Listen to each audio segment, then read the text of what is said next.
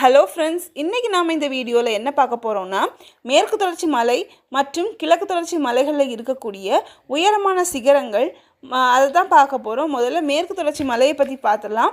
மேற்கு தொடர்ச்சி மலை வந்து வடக்கே நீலகிரியில் தொடங்கி தெற்கே கன்னியாகுமரி வரைக்கும் நீண்டு இருக்குது. இது கிட்டத்தட்ட 2500 சதுர கிலோமீட்டர் பரப்பளவு கொண்டதாக இருக்குது. இந்த மலைத்தொடரில் இருக்கக்கூடிய முக்கியமான கணவாய்கள்னு பார்த்தோம்னா, பாலக்காடு கணவாய், செங்கோட்டை கணவாய், ஆரல்வாய்மொழி கணவாய், அச்சன்கோவில் கணவாய் அப்படிங்கிறதுலாம் முக்கியமான கணவாய்கள். இந்த மலைத்தொடரில் இருக்கக்கூடிய முக்கியமான மலைகள் என்னலான்னு பார்த்தோன்னா, நீலகிரி மலை, ஆனைமலை, பழனிமலை, ஏலக்காய் மலை, வருசநாடு மலை, ஆண்டிப்பட்டி மலை, அகத்தியர் மலை, இதெல்லாம் இங்கே இருக்கக்கூடிய முக்கியமான மலைகள். அப்புறமா இந்த மலைத்தொடரில் இருக்கக்கூடிய முக்கியமான சிகரங்கள்னு பார்த்தோன்னா, தொட்டபெட்டா, முக்குருத்தி, வேம்படிச்சோலை, பெருமாள் மலை, கோட்டை மலை, பாகசூரா மலை. இந்த